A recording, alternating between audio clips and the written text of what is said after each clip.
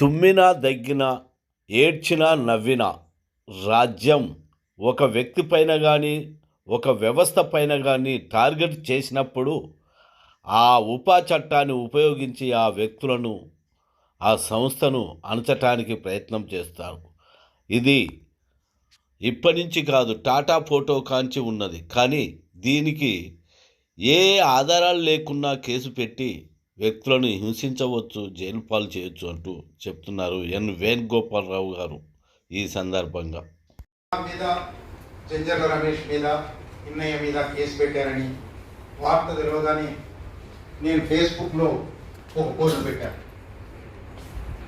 విష్ణు రామచంద్రారెడ్డి కొడుకు బాబుదొర అని ఉండేవాడు.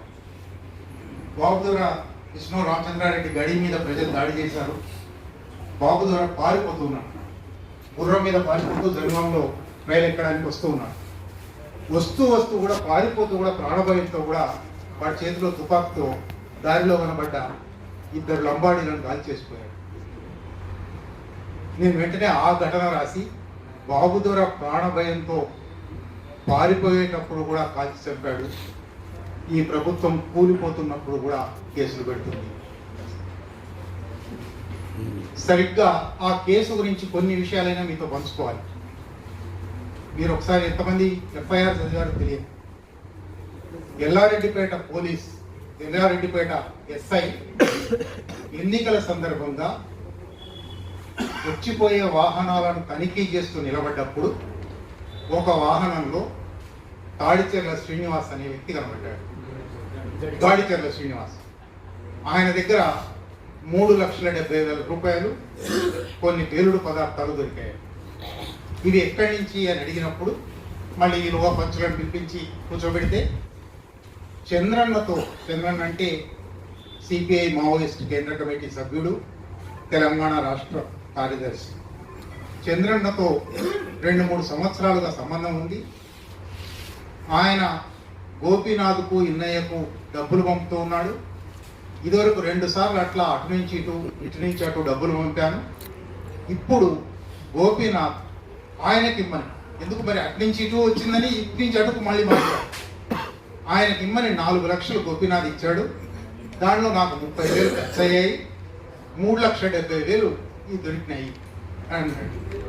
ఇంతకి వాస్తవం ఏమంటే అసలు పోలీసులు ఏ ఒక్కడైనా నిజం రాయరు, ప్రతి అక్షరం అబద్ధం ఉంటుంది. వాస్తవం ఏమంటే Gadicherla Srinivas real estate business చేస్తాడు. ఆయనని ఇంట్లో పట్టుకున్నారు. అర్ధరాత్రి 2ంటికి అరెస్ట్ చేశాడు. కారు లేదు, ఎల్లారెడ్డిపేటలో తనిఖీలు లేవు, డబ్బులు లేవు. ఆ డబ్బులు బహుశా ఆయన రియల్ ఎస్టేట్లు కావచ్చు, అది చూపెట్టారు ఎట్లాగూ. ఇది కేవలం ఒక కట్టుక తప్పుడు కేసు. అయితే ఇది తప్పుడు కేసు, ఇది మొదటిసారి కాదు. ఇప్పుడు గోపీనాథ్ను ఇన్నయ్యను ఎందువల్లనంటే వాళ్ళు భారత్ బచావో ఉద్యమం దేశవ్యాప్తంగా రాష్ట్ర వ్యాప్తంగా తిరుగుతుంది కాబట్టి వాళ్ళని బెదిరించాలి అనే ఈ బెదిరింపు అనేది ఇది మొదటిది కాదు. అప్పటి నుంచి చాలామంది 12 కేసులు 13 కేసులు అంటున్నారు. నేను గతంలో ఆంధ్రజ్యోతిలో రాసినప్పుడు రికార్డు వెతికి నేను తయారు చేసింది, పరిశోధించింది 12 కేసులని, ఇది 13వ కేసు అంటున్నారు. కానీ నాకే ఆ తర్వాత తెలిసింది ఈ 12 కేసులు బయట సమాజంలో ఉన్న బుద్ధిజీవుల మీద, మేధావుల మీద పెట్టిన కేసులు. అవి కాకుండా ఖమ్మం జిల్లాలో, కరీంనగర్ జిల్లాలో, ఉమ్మడి ఖమ్మం జిల్లాలో, ఉమ్మడి కరీంనగర్ జిల్లాలో, వరంగల్ జిల్లాలో ఆదివాసుల మీద కనీసం 2 డజన్ల ఉప కేసులు ఉన్నాయి. అంటే తెలంగాణలో ఈ 9 సంవత్సరాల్లో మరీ ముఖ్యంగా రెండో పాలన మొదలైన తర్వాత 2018 తర్వాత 3 డజన్ల ఉపా కేసులు ఉన్నాయి. ఎందుకు ఉపా కేసులు పెడుతున్నారు? ఇంతకుముందు పెద్దలు చెప్పారు, నేను మళ్ళీ ఆ వివరాల్లో పోను.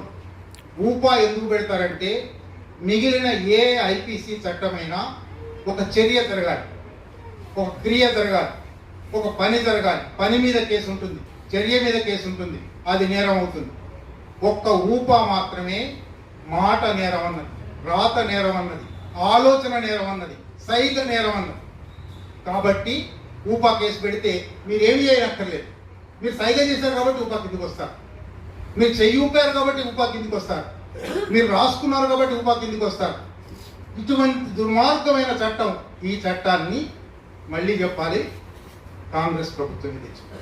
ఇవాళ ఆ కాంగ్రెస్ ప్రభుత్వం రాబోతున్నదని మనం సంతోషపడుతున్నామేమో, కానీ 1967లో నక్సల్బరీ ప్రజ్వలనం తర్వాత అన్లాఫుల్ యాక్టివిటీస్ ప్రివెన్షన్ యాక్ట్ వచ్చింది. దాన్ని 2-3 సవరణలు జరిగిన తర్వాత 2008లో చిదంబరం గారు భయంకరమైన సవరణలు చేశారు. ఆయనే గత 4-5 సంవత్సరాలుగా ఊపా తప్పైపోయింది, ఊపా ఎత్తివేయాలని రాస్తున్నాడు. ఆ తర్వాత 2019లో అమిత్ షా గారు మరింత భయంకరమైన సవరణలు తెచ్చారు. ఆ చట్టం వివరణ ఉన్నది. ఆ చట్టం ఇంకొక వివరణ కూడా చెప్పాలి. తాడ్వాయి కేసు చాలా మంది మాట్లాడుతున్నారు. 152 మంది మీద తాడ్వాయి కేసు పెట్టారు. అందులో చనిపోయిన జస్టిస్ సురేష్, 2 సంవత్సరాల ముందే చనిపోయిన జస్టిస్ సురేష్, ఏడాది ముందు చనిపోయిన నర్సన్న, 2 పేర్లు ఉన్నాయి. 3 పేర్లు రిపీట్ అయ్యాయి. 152 కాదు, అది నిజానికి 148, 149 అవుతుంది. దాంట్లో చాలా ఆందోళన చేసాం. మనం ఇక్కడ రౌండ్ టేబుల్ మీట్ అయ్యాం, చాలా ఆందోళన చేసాం. 6 మీద విచారణ దర్యాప్తు జరిపితే సాక్ష్యాలు లేవు కాబట్టి తీసుకుంటున్నాం. అంటే చనిపోయిన వాళ్ళ మీద సాక్ష్యాలు ఉన్నాయన్నమాట. పోనీ 6 మీద తీసుకుంటున్నాము అని డీజీపీ ప్రకటించాడు.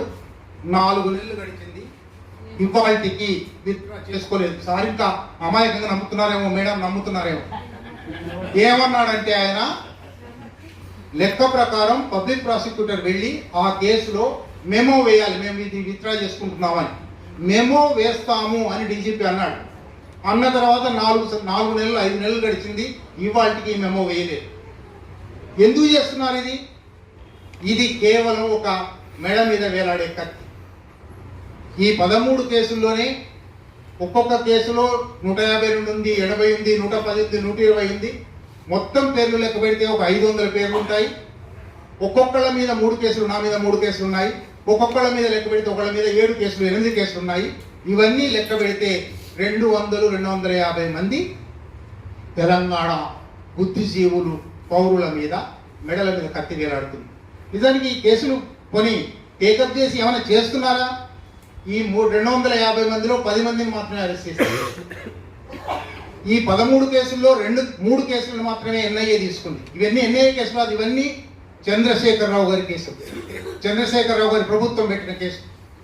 కనుక ఈ ఎందుకు చేస్తున్నారు ప్రధానంగా అంటే, ఇంతకుముందు మురళి గారు ఎవరో కూడా అన్నారు, ఒక మెడ మీద కత్తి వేలాడదీసి భయం ఉంచాలి.